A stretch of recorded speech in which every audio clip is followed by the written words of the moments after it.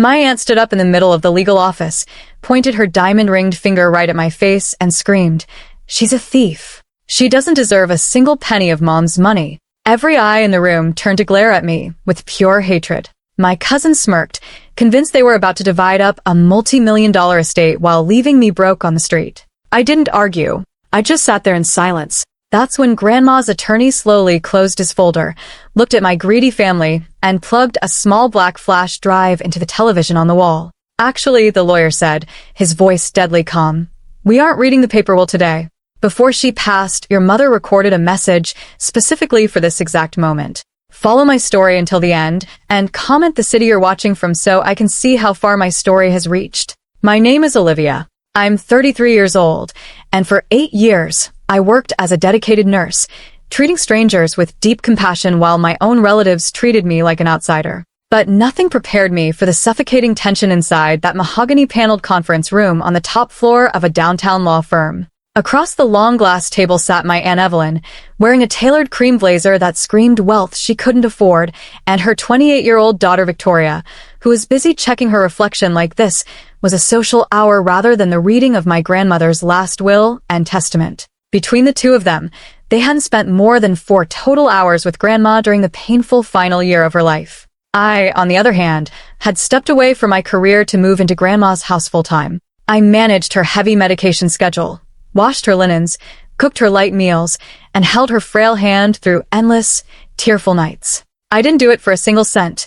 I did it because she was the only person who had ever truly loved me. Yet, as we waited for the attorney to begin, Evelyn glared at me with pure, unadulterated contempt. The funeral flowers hadn't even withered, but real grief hadn't touched either of them. They were opportunists waiting to carve up a multi-million-dollar estate, and they were determined to make sure I left with nothing. As Grandma's health began to decline over the past year, the atmosphere around her quiet suburban home changed dramatically. While I was waking up at 3 in the morning to adjust her oxygen tanks, track her vitals, and soothe her pain, Aunt Evelyn and Victoria were conspicuously absent. Their idea of checking on Grandma consisted of brief, superficial holiday visits, half-hour pit stops where they'd sip tea, drop off store-bought flowers, and casually ask about the value of the family real estate or inspect the vintage jewelry locked away in her bedroom. They saw Grandma not as a matriarch deserving of dignity, but as a ticking clock attached to a massive payout. When they realized just how much time I was spending alone with her,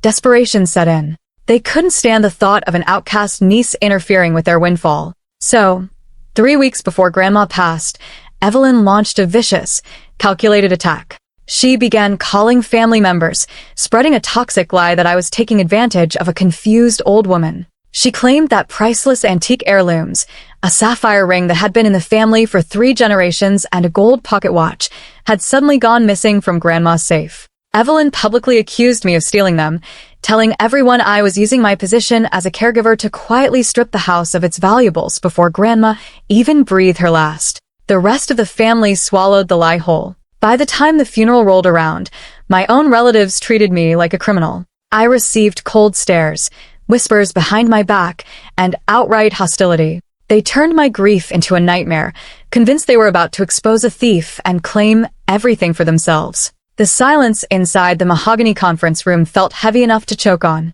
The air was thick with the scent of expensive perfume, stale coffee, and unbridled greed.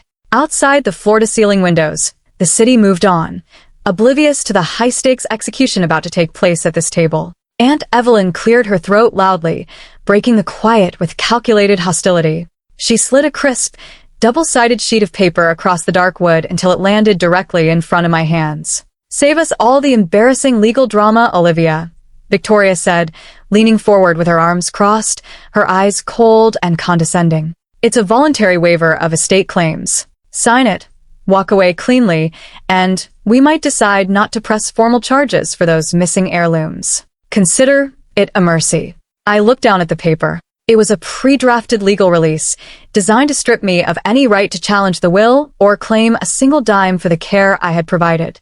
They truly believed they had backed me into a corner. They thought I was terrified, broken, and desperate to avoid a public scandal. Instead of pleading or shedding a tear, I gently pushed the paper back toward them. I kept my face entirely blank, concealing the secret request Grandma had whispered to me 3 days before she drew her last breath. "I'll wait for the lawyer," I said quietly. Evelyn snorted in disgust, completely unaware that her perfect trap was about to spring on her instead.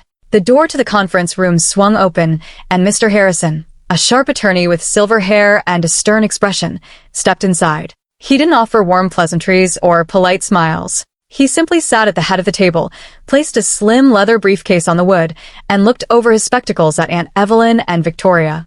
"We are here for the estate of Eleanor Vance," Mr. Harrison announced, his voice steady and solemn. "We know why we're here, Arthur," Evelyn interrupted, waving her hand dismissively. "Let's make this quick. Read the document so my daughter and I can begin liquidating the real estate. As for Olivia, well, she knows she doesn't belong in this room." Mr. Harrison didn't flinch. Instead, he slowly closed the paper file sitting before him. "Actually, Mrs. Evelyn, we will not be reading the paper will first today. 6 weeks before her passing, your mother summoned me to her residence to execute a specific, legally binding codicil. At her strict direction, I was instructed to play a video recording for the family, specifically for this exact moment."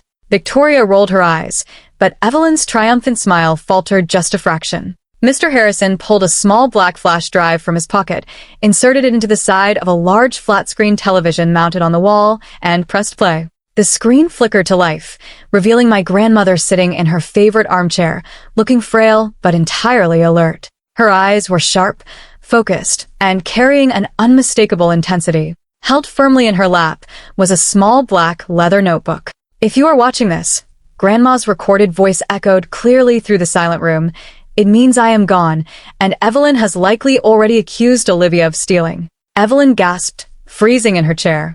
"I am fully aware that my sapphire ring and gold pocket watch disappeared 3 weeks ago," Grandma continued on screen, her voice calm and unwavering. "What Evelyn and Victoria do not realize is that Olivia installed high-definition security cameras throughout my home at my request to monitor my health.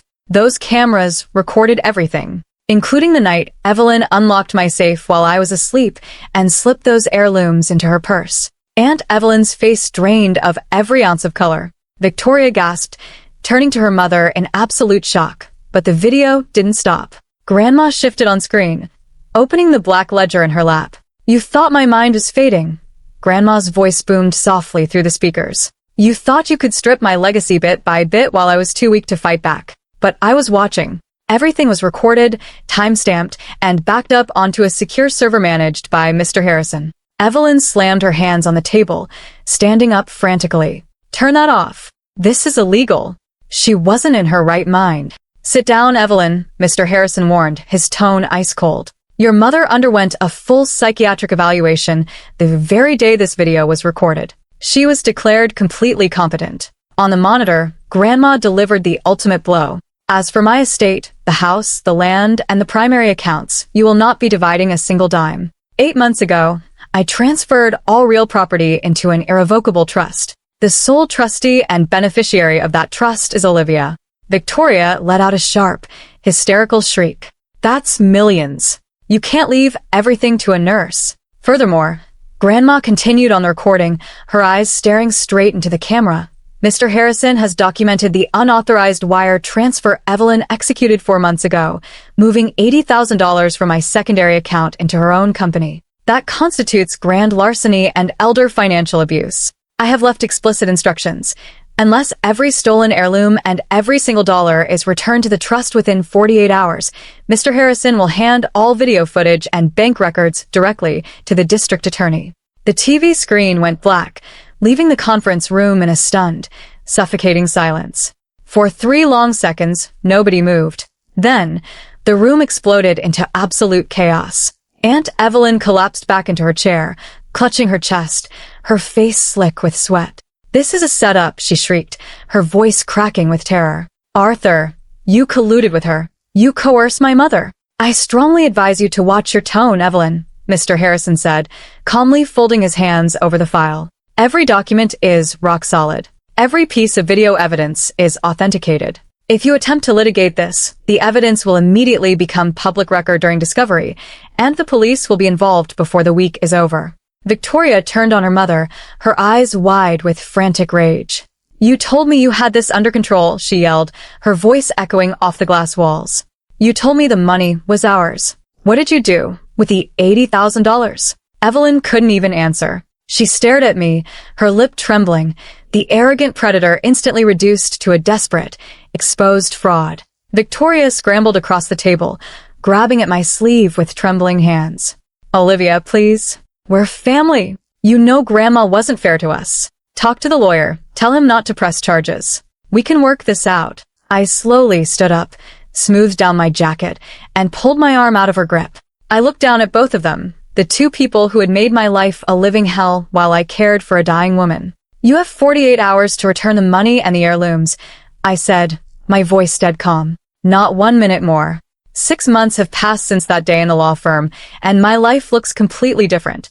Aunt Evelyn and Victoria didn't dare risk a prison sentence. Within 36 hours, the stolen sapphire ring and gold pocket watch were returned through their legal counsel, along with a cashier's check fully reimbursing the $80,000. To cover their massive debts and avoid prosecution, Evelyn was forced to put her lavish home on the market, while Victoria had to sell her luxury car just to pay off their mountain of legal fees. They haven't spoken a word to me since, and for the first time in my life, I am perfectly okay with that. Using the trust fund Grandma left behind, I honor her memory by founding the Eleanor Vance Center, a nonprofit facility that provides high-quality, free end-of-life care and support for low-income elderly patients who have no one else to lean on.